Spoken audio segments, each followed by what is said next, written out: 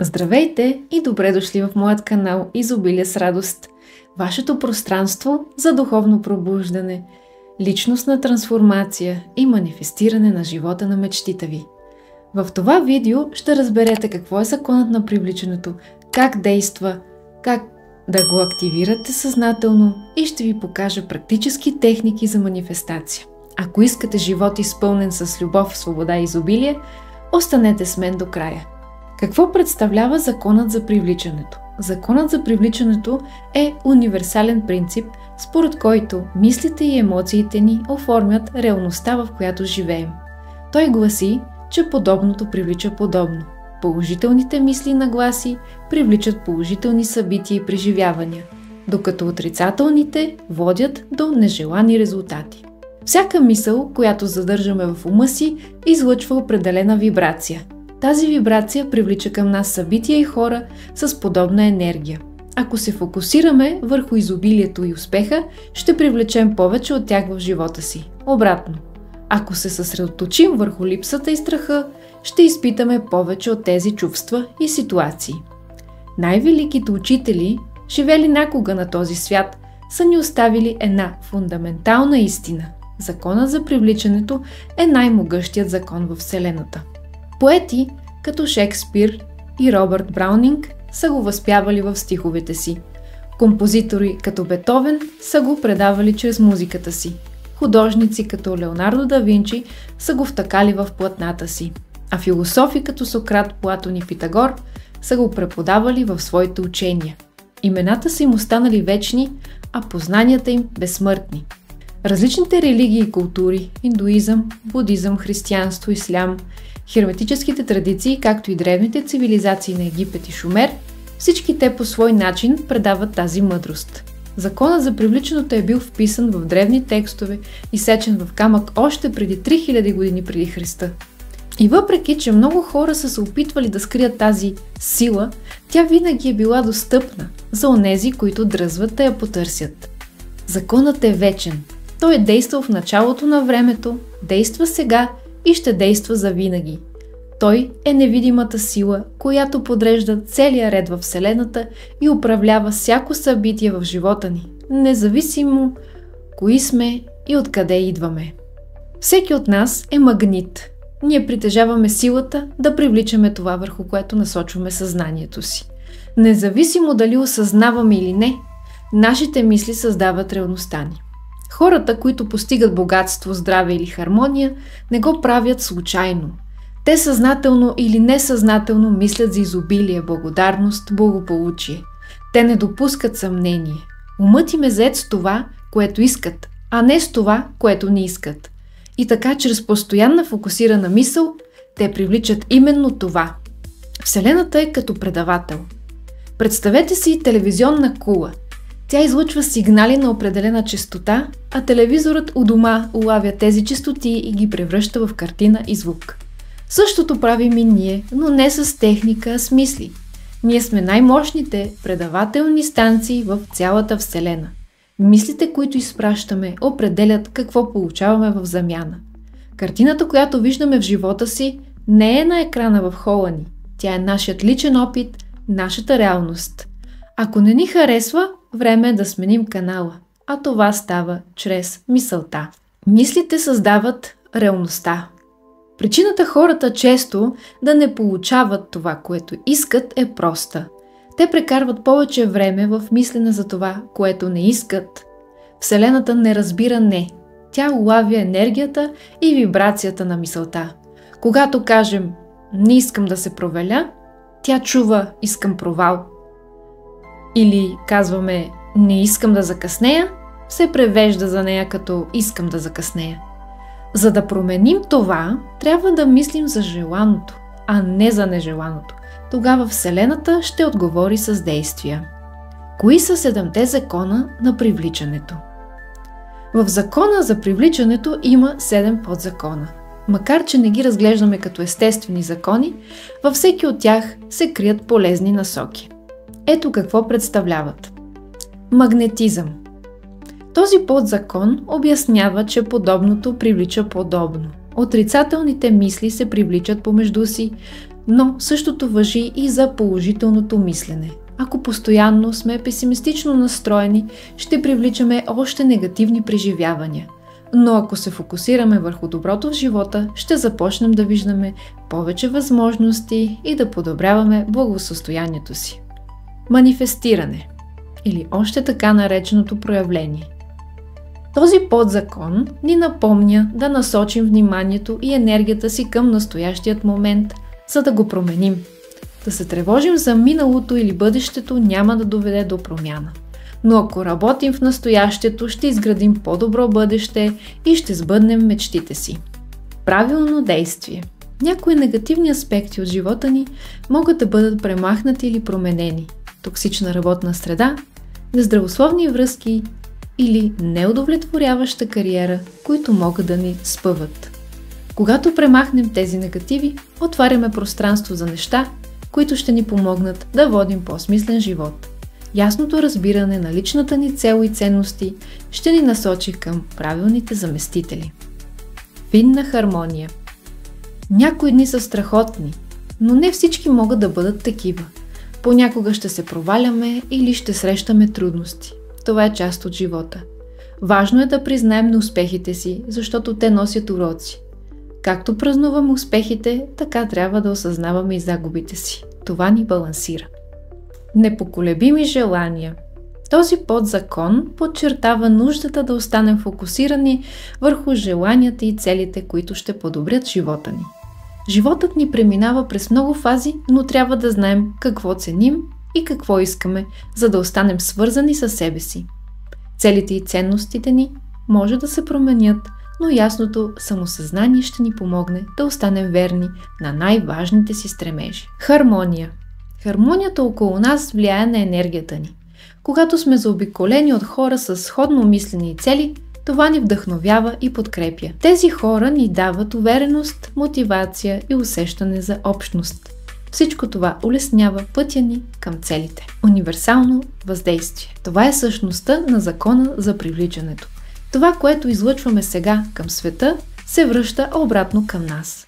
Ако се отнасяме с неуважение към другите, даваме причина те да ни отвърнат по същия начин. Но ако сме позитивни и трудолюбиви, хората ще искат да бъдат с нас в работата, в личния живот, в общността. Помагането на другите има дългосрочен положителен ефект, дори когато не очакваме нищо в замяна. Как да използваме закона за привличането, за да постигнем целите си? Позитивното мислене е мощен инструмент за подобряване на личния и професионалния живот, но не е всичко. Истинската промяна идва чрез съзнателни, постоянни и целенасочени действия. Ето 7 начина да използвате закона на привличането в своя полза. Първо, разберете какво е емоционално изтощение, бърнаут и как да се възстановите от него. Второ, добавете повече позитивни утвърждения и вътрешен диалог в мислите си. Трето, търсете положителното във всяка ситуация, дори в най-малките неща. Четвърто, практикувайте визуализация чрез дневник за манифестиране или Vision Board. 5. Отделяйте време за себеанализ. Откривайте съвпадения и модели в живота си. 6. Научете се да разпознавате кога започвате да мислите негативно. 7. Записвайте идеите, ценностите и плановете си в дневник. За да активирате силата на този универсален закон, просто трябва да следвате 3 лесни стъпки. Стъпка 1. Поискайте от Вселената това, което искате. Всеки ден изпращате заявки към Вселената, както и към подсъзнанието си, под формата на мисли. Всичко, за което мислите, четете, говорите и на което обръщате внимание, казва на Вселената какво искате да привлечете повече в живота си. Затова е важно да бъдете целенасочени и ясни в мислите си. Колкото по-фокусирани сте върху това, което наистина искате, толкова по-лесно ще го привлечете. Пример. Искате да смените кариерата си, да се преместите в друг град, да спечелите професионална награда, да имате собствено телевизионно предаване или да се възстановите от сериозно заболяване. Попитайте себе си, как ще се чувствате, когато постигнете целта си? Как ще изглежда денят ви? С кого ще прекарвате времето си? Колкото повече се фокусирате върху това, което искате, вместо върху това, което не искате, толкова по-бързо ще манифестирате мечтите си. Стъпка 2. Повярвайте, че ще получите това, което искате. Не е достатъчно само да искате нещо. Трябва и да вярвате, че е възможно. Ако искате нещо, но дълбоко в себе си се съмнявате, че ще го постигнете, изпращате смесени сигнали към Вселената. И ще получите смесени резултати. Много хора имат ограничаващи вярвания, които ги спират от това да приемат изобилие и щастие. Започнете работа върху начина си на мислене. Заменете старите вярвания с нови, които ви напомнят, че заслужавате, обичани сте, способни сте и можете да постигнете всяка цел, която си представяте. Стъпка 3. Получете това, което искате. За да получите това, което искате, трябва да вибрирате на вибрациите на желаното. Най-лесният начин е да създадете позитивни емоции, като любов, радост, благодарност и признателност. Практикувайте да чувствате емоциите, които бихте изпитвали, ако вече имахте това, което желаете. Това активира подсъзнанието ви и го подготвя да превърне тези усещания в реалност. Не забравяйте! Необходима е постоянна, целенасочена дейност. Намерението е силно, но действието води до резултати. Как да използвате закона за привличането за конкретни цели? Пари и финансов успех. Ако искате повече богатство, мислете повече за пари. Четете книги, гледайте видеа, визуализирайте точната сума и когато искате да я получите. Вярвайте, че ще се случи. Бъдете благодарни за това, което вече имате. Любов и връзки. Ако искате любов, бъдете любов. Бъдете щедри, грижовни и ценете любовта, която вече имате. Колкото повече излъчвате любов, толкова по-силно я привличате. Здраве и благополучие. Фокусирайте се върху положителните емоции, благодарност, връзка с другите, изобилие. Така ще развиете позитивен начин на мислене, който води до по-добри физически и психически грижи за себе си. Медитация и законът за привличането. Медитацията е чудесен начин да активирате закона. Може да опитате, като намерите тихо място и затворите очи. Забавете дишането си, повтаряйте утвърждение или позитивна мисъл, представете си, че сте обгърнати от светлина. Не се притеснявайте, ако умът ви разсейва. Това е нормално. Важно е да се научите да забелязвате мислите си и да се връщате в настоящето. И сега дойде времето, в което ви представям 13 метода и техники за проявление. Понякога е трудно да гледаме напред, особено когато ежедневието ни ангажира с работа, сметки, семейство и ограничаващи вярвания. Но планирането на бъдещето и ентусиазмът за него са полезни за психичното здраве. Когато светът изглежда непредсказуем, запазете визията си гъвкава и бъдете готови за промени. За щастие има много ефективни техники за проявление, които помагат да фокусирате мислите, чувствата и действията си върху това, от което имате нужда, за да постигнете целите си. Ето няколко техники, с които да започнете да синхронизирате вярванията си с усилията си. Направете си дъска на желанията или така наречения Vision Board. Съставянето на дъска с изображения и думи, които представят целите ви, е визуализационна техника, която създава осезаема картина на въображението ви. Закачете я на място, където ще я виждате всеки ден. Това ще бъде постоянен стимул и ще ви напомня, че целите са ви постижими. Започнете да водите дневник. Дневникът ви дава безопасно пространство да изразите негативни мисли, тревоги, ограничаващи вярвания и цели. Може да водите дневник на благодарността или дневник за проявление, в който се фокусирате върху това, което искате да постигнете. Скриптингът е метод, при който пишете от гледната точка на бъдещето си аз. Сякаш вече сте постигнали мечтите си. И основните принципи са: пишете в сегашно време, сякаш вече живеете желаната реалност. Изразявайте благодарност дори и за малките неща. Фокусирайте се върху това, което искате, а не върху това, от което искате да избягате. Свържете се с емоциите си. Усетете радостта, сякаш вече имате това, за което мечтаете. Произнасяйте позитивни утвърждения. Позитивните утвърждения помагат за пренастройване на мозъка и промяна на негативните мисловни модели. Примери: аз мога, заслужавам мечтите си, уча се непрекъснато, ще успея. Произнасяйте ги всяка сутрин или преди важни събития, за да повишите увереността си. Помислете за мечтите си преди сън. Мислите, с които си лягате, оказват влияние върху подсъзнанието ви. Записването на намеренията ви преди лягане може постепенно да промени вътрешните ви вярвания и да повиши позитивизма ви на следващия ден. Излезте извън зоната си на комфорт. Излизането извън познатото насърчава растеж и отваря нови възможности. Започнете с малки стъпки и постепенно се стремете към по-големи. Както Томас Джефърсън е казал: ако искаш нещо, което никога не си имал, трябва да направиш нещо, което никога не си правил. Заобиколете се с позитивни хора. Подкрепата на съмишленици ви помага да запазите позитивната нагласа. Истинската подкрепа приема и трудностите, за разлика от токсичната позитивност, която отрича реалността. Изберете хора, които са с вас и в добрите, и в трудните моменти. Използвайте метода 369, популярен метод, вдъхновен от числата на Никола Тесла. Изпишете желанието си 3 пъти сутрин, 6 пъти на обяд и 9 пъти вечер. Това е форма на фокусиране върху намерението ви през целия ден и заздравява връзката ви с него. Опитайте метода шепот. Техника, популяризирана в социалните мрежи. Представете си как шепнете своето намерение на определен човек, след което пускате очакванията. Доверете се на Вселената, че ще се случи най-доброто. Методът се основава на психологически принципи, като самоувереност, визуализация, структурирана, но гъвкава техника за манифестиране. Техника би било хубаво ако... Тази техника е особено подходяща, ако класическите утвърждения ви се струват прекалено категорични или предизвикват вътрешна съпротива. Формулирайте желанията си под формата на изречение, започващо с би било хубаво ако...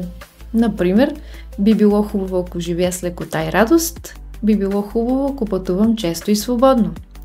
Това позволява на ума ви да разглежда желаното като възможно, без напрежение, и създава чувство на леко положително очакване. 33 по 3 техника. Това е техника за подсъзнателно програмиране чрез писане. Избирате едно утвърждение, свързано с вашето желание, например излучвам увереност и привличам успех. Записвате това изречение 33 пъти дневно в продължение на 3 дни. Пишете на ръка в спокоен момент с фокус и чувство.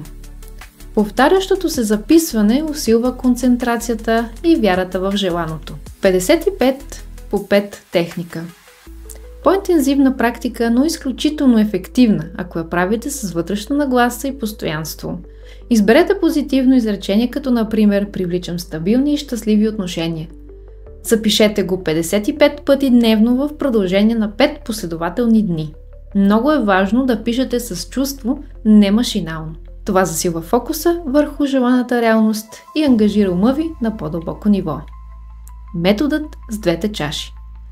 Това е техника, вдъхновена от квантовата физика и принципа за преминаване от една реалност в друга. Необходимите материали, които ще ви трябват, са 2 чаши, вода, 2 етикета или листчета. Напишете на едното листче настоящото си състояние, например застой в кариерата, и го залепете на чашата с вода. На второто листче желаното състояние, например успешна кариера, която ме вдъхновява, и го залепете на празната чаша. Прелейте водата от първата чаша във втората, съсредоточени с намерение за трансформация. Изпийте водата с благодарност, сякаш вече живеете в тази реалност. Преливането представлява преминаване от това, което е, към това, което желаете. Манифестиране чрез храна или вода.